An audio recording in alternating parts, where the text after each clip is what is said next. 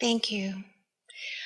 As I'm going along my path and developing and expanding, I've come upon something that I'm contemplating right now. Things have been really manifesting and coming up, and they feel really good. But I've noticed that things are slowing down. So I'm starting to really look at that. And I'm following my thoughts. And I'm finding that Well, we just want to say, we want to hear everything you want to say, but the reason things slow down is not because you take your attention off of them. That's not what causes things to slow down. It's only the introduction of contradictory thought to it that slows it down. That was big. Can you take that home with you? My creations don't slow down because I've taken my attention away from them, because the vortex is full of them and the cooperative components are there, and law of attraction is bringing it about, and my inner being's all over it too.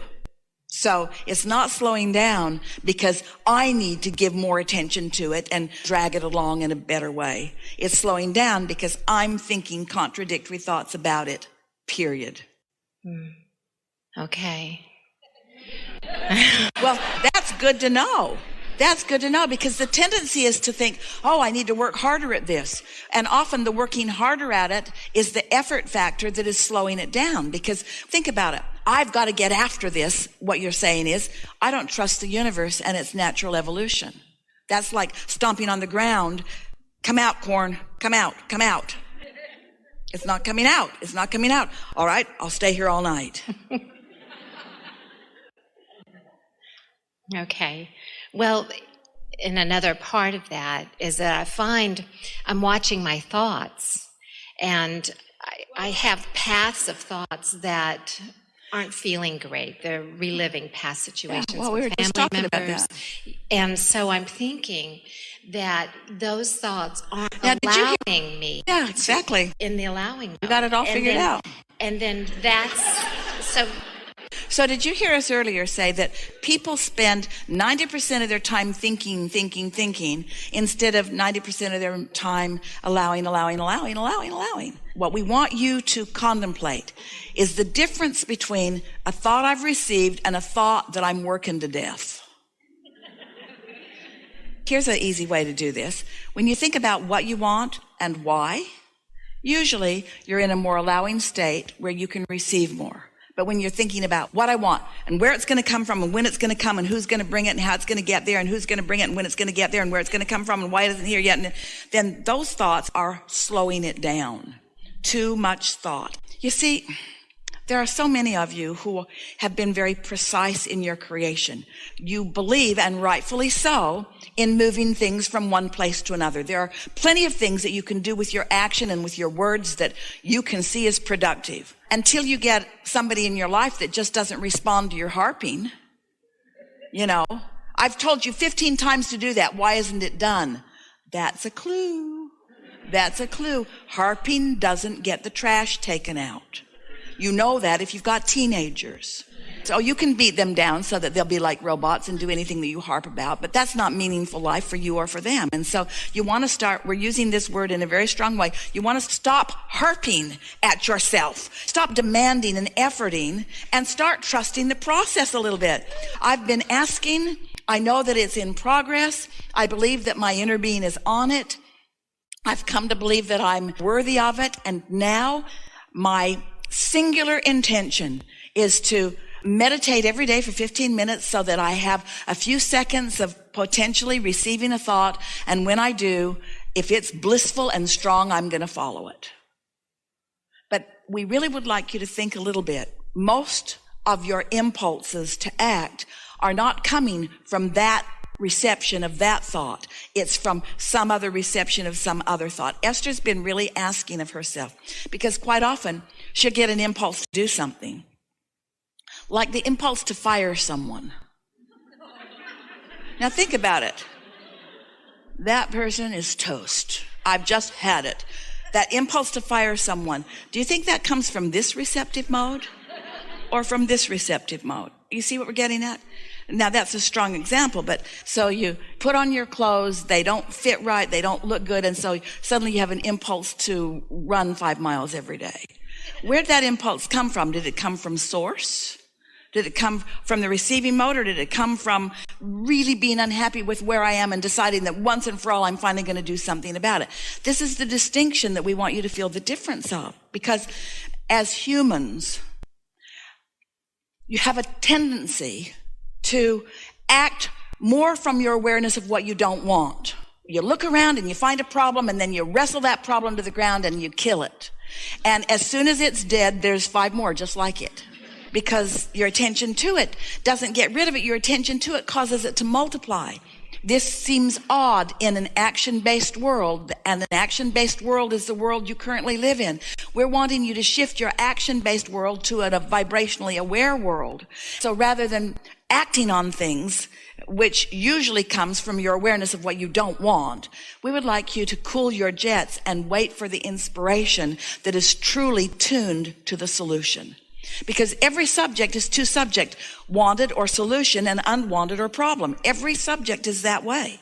And so you just got to ask yourself, where's this impulse coming from? What thoughts have I been thinking? What momentum of energy am I following? And most humans are following the momentum of trying to fix a problem. That's what makes you run out of steam. That's what makes you get tired. That's what makes you feel confused. That's what makes you feel defeated. Esther heard a song on the radio. She likes to listen to Pulse and Blend and some of those XM stations. They have a lot of different music. And there was a song about how everything is just so heavy. It's so heavy to pick everything up. And Esther thought, that's a depressed person right there. In other words, when you're depressed or discouraged or grieving, everything's heavy. Everything's hard. Oh, I think I'll eat my breakfast, but the spoon is so heavy.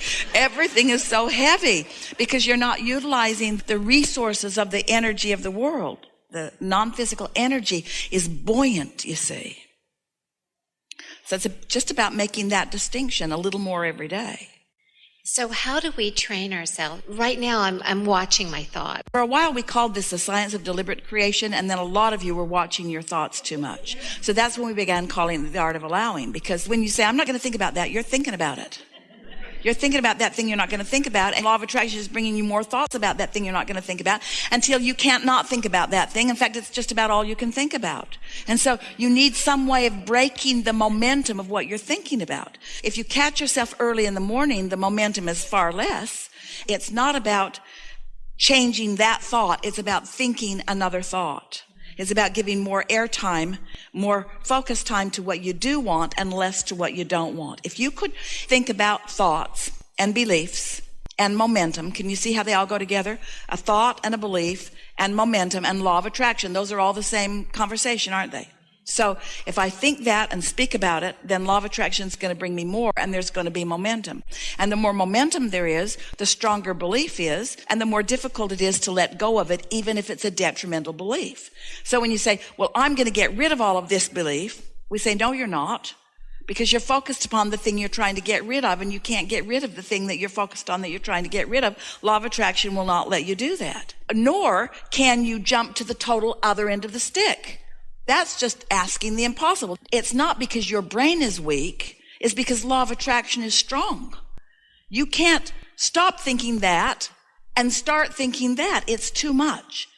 But in the contrast that you've lived, when you knew what you didn't want, you put what you did want in your vortex. So there is a point of attraction that is working for you that you're just not that tuned into yet.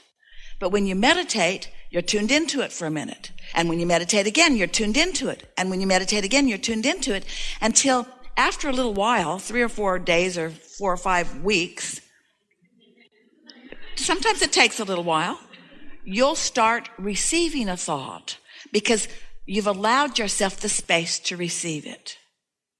That's why we're encouraging you to just reach for a thought that is more satisfying rather than going for broke and trying to get all the way there. Mm-hmm. I see.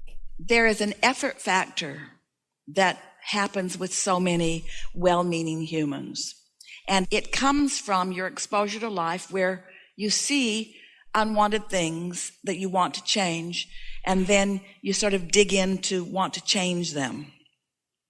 And the harder you try, the worse it gets. And the worse it gets, the harder you try. And the harder you try, the worse it gets, until you finally get to a place where you just give up because it's so confusing, so convoluted. And we say, that's a good place to get to. Because when you finally give up, you're not giving up your desire, you're giving up your feudal effort. We want effort to not be a friend of the community. Effort will get you mediocrity.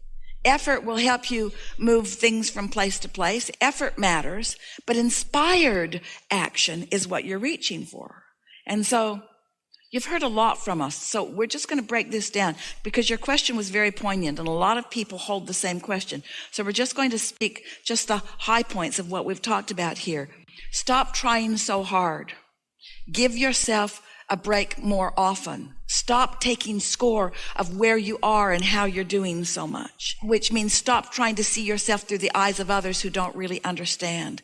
And just for a little while, let what really matters to you be how satisfied you feel moment by moment. And we're not kidding. It won't be more than a week or two that you'll be moving through a segment of life and you'll realize you're feeling satisfied.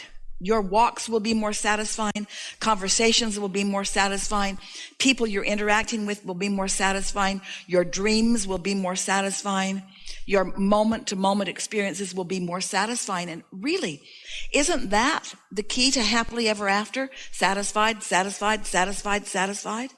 And you have to accept that in this continuing, ongoing life that you're living, that you're just going to keep putting more in the vortex that's going to be coming down the pipeline. So there's always going to be more in the state of manifestation. There's going to be more coming down the pipeline.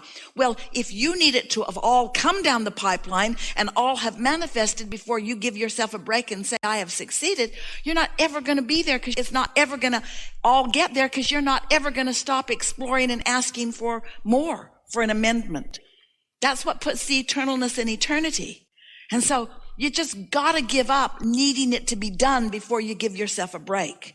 You got to give yourself a break now, and not by saying, oh, I've tried so hard, I must be virtuous in some way. That's not what we mean at all. You've got to stop trying because you are not the energy factor. The energy factor is the source factor. You're not the momentum factor. Law of attraction is the momentum factor. You are the focus factor. That's all you are. You're the focusing factor. And you can focus on what is less satisfying or more satisfying. And once you get that, you'll feel like the most blessed person on the planet. It will feel to you like there's a concierge in the sky just moving ahead of you, just making sure everything's just right for you. Just making sure that everything's just right for you.